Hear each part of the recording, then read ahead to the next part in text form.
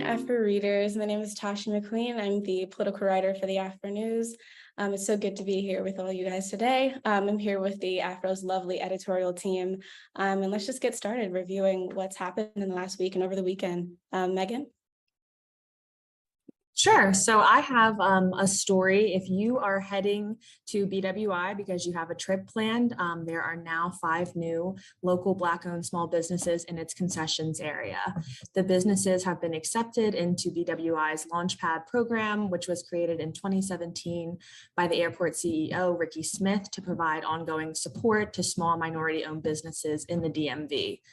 Aside from the retail space that they will have in the airport, they're also going to receive some business resources and business development training.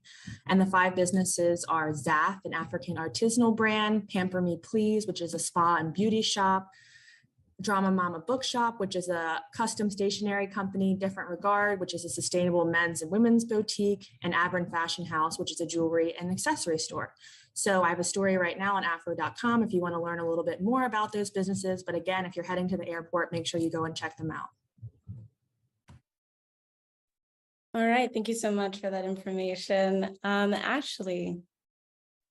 All right. Well, I will first say that we just got back from an amazing trip with the AFRO with Aria and Alexis and my entire AFRO team. We were in New York and we saw MJ the musical on Broadway, and it was absolutely spectacular.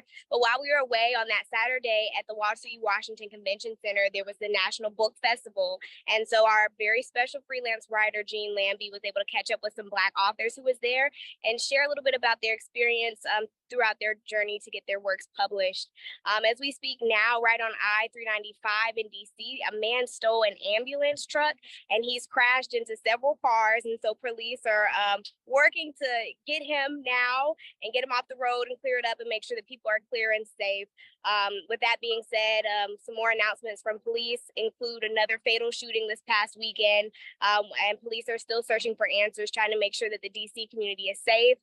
We know that crime rates have gone down in Baltimore, Chicago, and other major cities across the United States. And so they're wondering why they're not seeing that trend in the district. So those are a few updates from where I stand. But what's been up with you, Aria?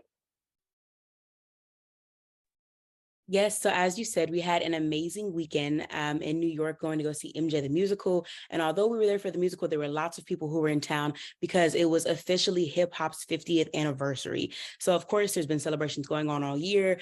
All the award shows have been doing something to honor what is no longer just a genre of music, but now an entire culture that has seemed to make a worldwide sweep. So approximately a mile and a half from hip hop's birthplace, which is the Bronx, New York, in Yankee Stadium, there was a concert that featured artists such as Run DMC, Slick Rick, Ice Cube, Snoop Dogg, Lil' Kim, and Nas. Also, the godfather of hip hop, DJ Kool Herc, made an appearance to accept an award. In addition to this, although we were not home to see it happen because we were in New York, LL Cool J kicked off his All-Star Force tour, which stands for Frequencies of Real Creative Energy. And so on that tour, he's got an all-star lineup like he promised. Artists such as DJ Jazzy Jeff, The Roots, Salt and Pepper, Queen Latifah, Method Man, Common, MC Lyte, Redman, Big Boy, Bone Thugs and Harmony, Ice-T, De La Soul, and Juvenile, and so many more are on tour with him. So they're hitting a couple of cities right as summer transitions into fall, so that although hip hop's birthday has officially passed, y'all know we are celebrating all year long so that you can get your fill if you didn't get the chance to already. So that's what's been going on with me. I'm going to go ahead and pass it to Alexis. What's up with you? Thank you for that, Aria. And speaking of birthdays, happy birthday to the AFRO, which celebrated 131 years yesterday.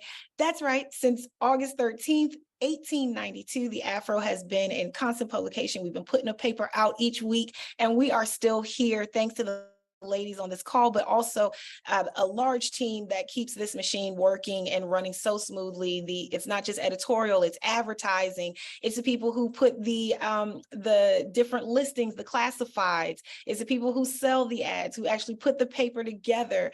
So thank you to each and every hand that helps this paper come out each week. And happy 131st birthday. All right. Aside from that, last week's paper had some really good commentaries. I just want to say thank you to the Randallstown NAACP.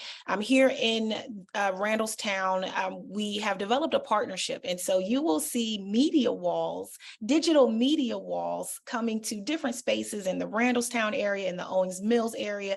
We are beefing up that news. So if you live in those areas, make sure that you definitely are letting us know what type of things you would like to see covered. We have developed this partnership with the Randallstown NAACP, so make sure you're reaching out to them and catching their commentary twice a month in the Afro in the Baltimore section. Last week's paper, we had President of the Randallstown NAACP, Ryan Coleman, speaking about the importance of regionalism, the importance of Baltimore City officials and community leaders working with Baltimore County officials and community leaders, and how when everyone is working together, communicating in constant fellowship with each other about the goals for this region, everything just works so much smoother. So thank you, President Coleman, for submitting that commentary, and we look forward to what you have coming from Randallstown area. All right. Aside from that, anything else, Tashi? We'll throw it back to you. All right, thank you so much. So actually, on August 10th, hundreds of lawmakers, teachers, and parents came together in Miami Gardens, Florida, to discuss the new controversial policy requiring teachers to instruct middle school students that enslaved people develop skills for their personal benefit. But according to the Associated Press, Florida Education Commissioner Manny Diaz, the person responsible for the controversial standards, wasn't in attendance, even though he had agreed to be there. They found themselves asking why suddenly all of these attacks on Black history. And they even said, I think it's absurd because slavery was in no way a good thing. So we have that content on the AFRO.com, and as well, PG County U.S. Representative Glenn Ivey and 7 other representatives co-sponsored the bipartisan PFAS Alternatives Act on July 20th, with hopes of preventing more deaths due to a forever chemical found in firefighter gear with features particles that slowly break down over time. The legislation aims to support the development, research, and testing of PFAS-free gear for firefighters while improving protection from exposure to fire particles. It would also authorize the U.S. Fire Administration to manage $25 million annually for the next 4 years, with an additional $2 million annually to support the production. So please check those out. Get more information on AFRO.com.